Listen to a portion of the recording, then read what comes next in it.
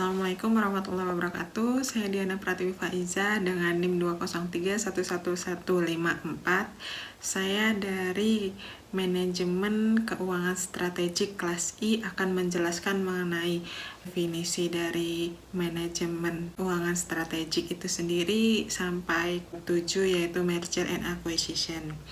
Yang pertama adalah apa itu manajemen keuangan strategik? Strategi sendiri itu memiliki definisi proses dalam pengambilan keputusan, penerapan tindakan, dan mengevaluasi hal apa saja yang sudah dilakukan secara baik agar bisa mencapai tujuan jangka panjang dari suatu perusahaan. Sedangkan strategi keuangan itu sendiri memiliki definisi, yaitu alokasi sumber daya yang langka untuk mengidentifikasikan kemungkinan strategi di antara peluang yang bersaing dan mengambil tindakan yang diperlukan untuk memantau kemajuan peluang yang dipilih untuk mencapai tujuan dari perusahaan. Sedangkan tujuan dari manajemen keuangan strategik itu sendiri adalah untuk menaikkan laba perusahaan dan memaksimalkan nilai perusahaan dengan cara memilih investasi optimal dan peluang pembiayaan yang memaksimalkan pengembalian yang diharapkan dengan risiko minimum.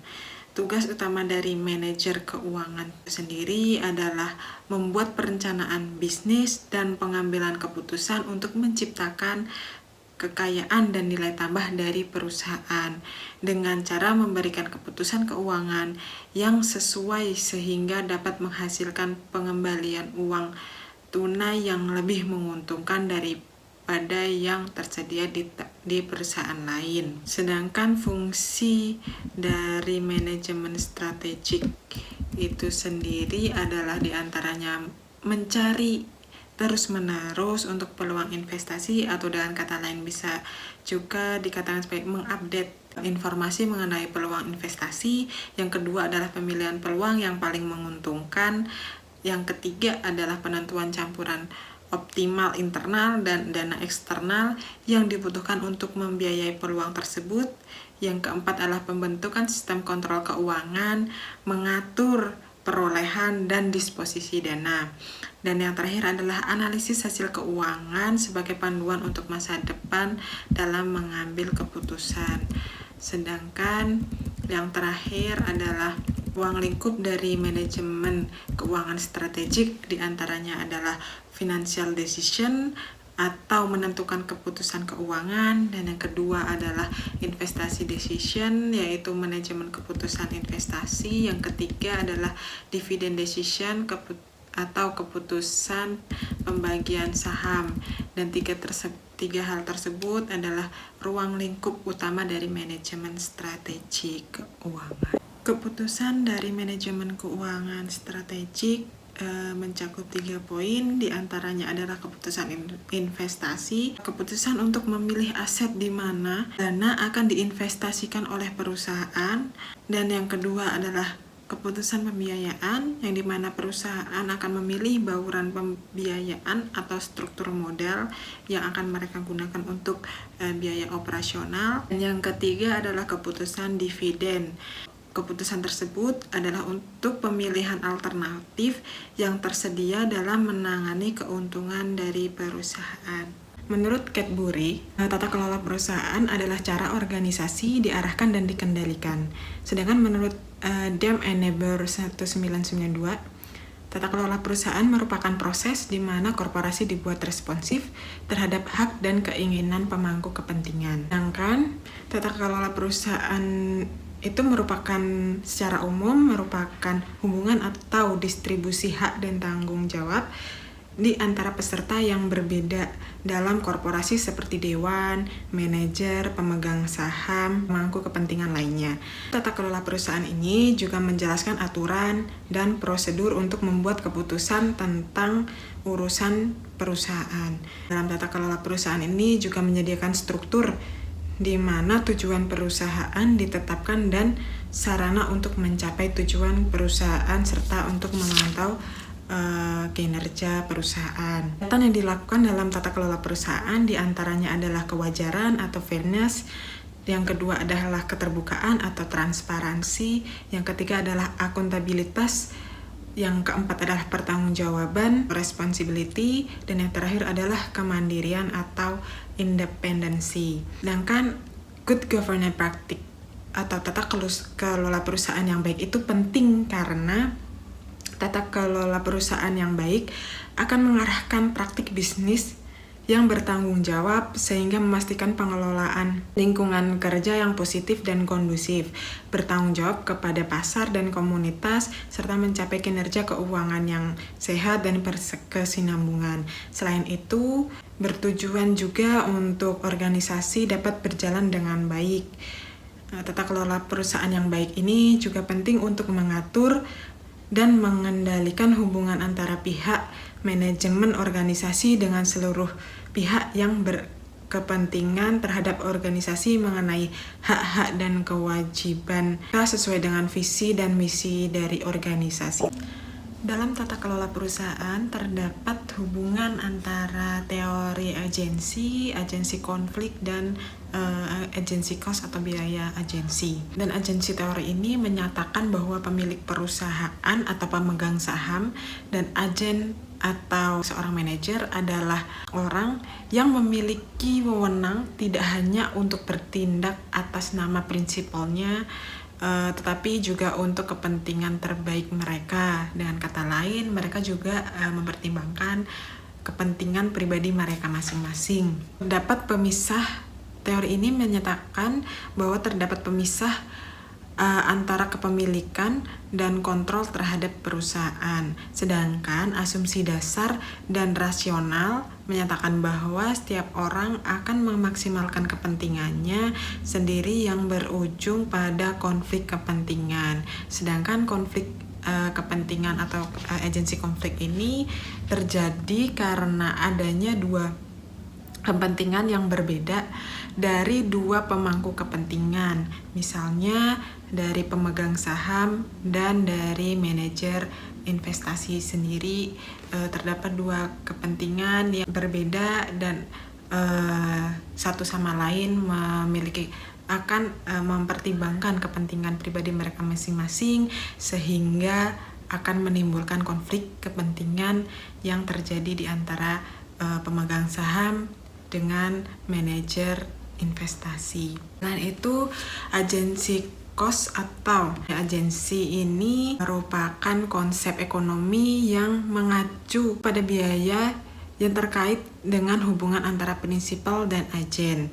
Terdapat 3 aspek, yaitu biaya pemantauan yang merupakan biaya yang dikeluarkan ketika prinsipal berusaha untuk memantau atau membatasi tindakan dari agen atau manajer atau seorang manajer. Yang kedua adalah biaya ikatan, yaitu biaya yang timbul ketika prinsipal atau pemegang saham berusaha untuk mengikat kepentingan dari manajer lebih dekat dengan kepentingan mereka. Karena manajer ini memiliki wewenang untuk menentukan keputusan, mengambil keputusan terhadap pengelolaan perusahaan, sedangkan pemegang saham memiliki wewenang penuh terhadap perusahaan tersebut. Yang ketiga adalah kerugian sisa, yaitu biaya yang timbul dari kepentingan prinsipal dan agen yang berbeda meskipun menggunakan pemantauan dan ikatan. Feasibility analysis adalah proses untuk menentukan apakah ide merupakan fondasi yang layak untuk menciptakan hasil yang sukses. Dalam artian lain, analisis ini adalah analisis yang digunakan untuk menilai suatu bisnis yang akan dijalankan itu layak atau tidak. Jika tidak layak, maka seharusnya bisnis tersebut tidak dijalankan. Jika layak, maka bisnis tersebut kemungkinan besar dapat berkembang dan semakin maju. Pada feasibility analysis ini terdapat 3 aspek, yaitu capital rationing atau penjatahan modal ketika jumlah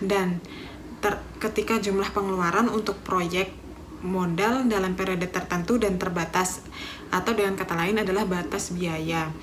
proyek harus diberi peringkat dalam hal manfaat bersihnya dibandingkan dengan biaya investasi. Sedangkan jenis dari analisis kelayakan adalah industri dan pasar untuk menentukan seberapa menariknya suatu industri untuk bisnis baru dan untuk mengidentifikasi apa yang menguntungkan bagi perusahaan. Yang kedua adalah produk atau layanan yang akan kita berikan kepada konsumen supaya konsumen itu mencapai titik kepuasan sehingga dapat berlangganan kita sendiri. Sedangkan keuangan, analisis keuangan dari awal sampai kemungkinan perusahaan tersebut mendapat laba. Yang kedua, aspek kedua adalah proyek karakteristik. Yang pertama adalah mandiri, sebuah proyek yang penerimanya tidak menghalangi penerimaan proyek lain yang sedang dipertimbangkan. Yang kedua adalah bergantung, sebuah proyek yang penerimaannya tergantung pada penerimaan satu atau lebih proyek lainnya. Yang ketiga adalah saling eksklusif, sebuah proyek yang penerimaannya menghalangi penerimaan satu atau lebih proyek alternatif. Sedangkan yang terakhir adalah pengurutan yaitu sebuah proyek yang berisi opsi untuk berinvestasi di pihak lain. Yang aspek ketiga adalah project feasibility analysis atau analisis kelayakan bisnis. Analisis kelayakan bisnis ini dapat dihitung melalui metode NPV atau IRR, Net Present Value, dan IRR. Selanjutnya adalah capital budgeting. Proses capital budgeting ini ada dua instrumen yang digunakan, yaitu net present value atau NPV, dan yang satu diantaranya adalah internal rate of return yaitu IRR. NPV ini merupakan selisih antara pengeluaran dan pemasukan yang telah didiskon dengan menggunakan social opportunity cost of capital sebagai diskon faktor atau perkiraan arus kas di masa yang akan datang. Sedangkan IRR adalah suatu tingkat pengembalian tahunan yang akan selalu diharapkan dalam suatu investasi. Kedua instrumen ini adalah cara yang digunakan untuk menghitung apakah investasi ini layak atau tidak, namun berbeda cara menghitungnya. Kalau NPV itu dinilai lebih real karena berdasarkan dengan biaya, sedangkan kalau IRR itu berbentuk persentase. Yang terakhir adalah merger dan acquisition. Pengertian dari merger sendiri adalah dua perusahaan yang digabungkan atas dasar yang relatif sama. Salah satu induk perusahaan biasanya muncul sebagai manajemen yang dominan. Nama perusahaan bisa satu atau mengkombinasikan dari dua perusahaan. Contohnya adalah perusahaan smartphone Sony dan Ericsson yang digabungkan, yang dimergerkan menjadi perusahaan Sony Ericsson. Yang kedua adalah akuisisi, yaitu satu perusahaan membeli perusahaan lain, dapat berupa saham pengendali mayoritas atau seluruh saham perusahaan target.